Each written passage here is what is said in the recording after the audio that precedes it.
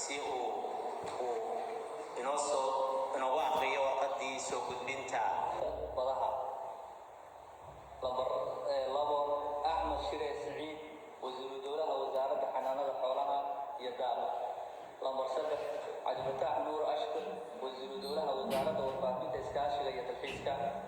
lambar 4 Fardoos Cusmaan Cigaal wasiir dowlaha wasaaradda shaqada shaqaalaha iyo dhalinyarada iyo ciyaaraha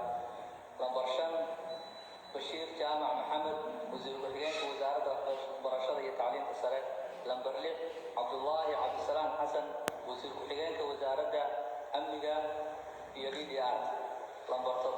Cabdicasiis Maxamuud Macalin wasiir ku-xigeenka wasaaradda duulista hawada iyo garoomada haddaba si ay u gutaan waajibaadkooda shaqo waxaan si xushmad iyo qadarin leh golaha wakiilada dowladda Puntland uga codsanayaa inay xasaanada siiyaan wada shaqeyn wacan waxaa ku saxiixan madaxweynaha dowladda Puntland mudane Saciid Cabdullaahi Deni wabillahi tawfiiq magacaygu waa Yuusuf Maxamed Wacays runtii waxaan islahaa khudbad iyo hadal iyo adduunya malihiida sidaadaba iskaga ansaxsan tahay waayo inta golaha 64 ka mid ah macallin baan u ahaa